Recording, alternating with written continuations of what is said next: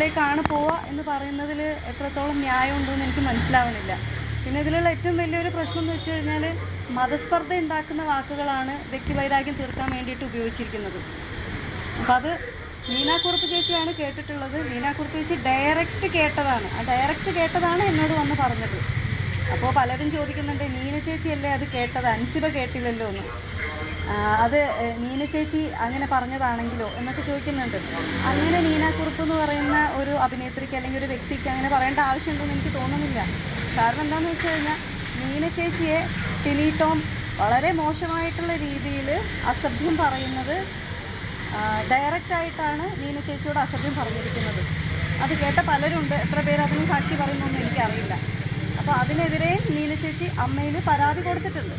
ഇപ്പോഴും ആ പരാതി കൺസിഡർ ചെയ്തിട്ടുണ്ടോ എന്ന് പോലും എനിക്കറിയില്ല. കാരണം എന്താണെന്ന് വെച്ചാൽ ഇപ്പോഴും അതേ കമ്മിറ്റിയിൽ ആരോപണ വിധേയനായിട്ടുള്ള ശ്രീ ടിനി ടോം ഇപ്പോഴും അതേ കമ്മിറ്റിയിൽ തുടരുന്നുണ്ട്. അപ്പോൾ എന്താ സംഭവം എന്ന് വെച്ച് കഴിഞ്ഞാൽ നീന ചേച്ചി ഡയറക്റ്റ് അസഭ്യം പറഞ്ഞ ടിനി ടോമിനെതിരെ നീന ചേച്ചി അമ്മയിൽ പരാതി നൽകിയിട്ടുണ്ട്. പക്ഷേ പോലീസ് സ്റ്റേഷനിൽ വന്നിട്ട് പരാതിയൊന്നും കൊടുത്തിട്ടില്ല.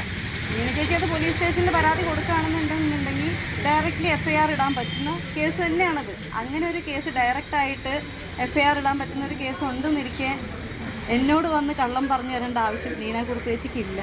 അത് ആദ്യം എല്ലാവരും മനസ്സിലാക്കണം.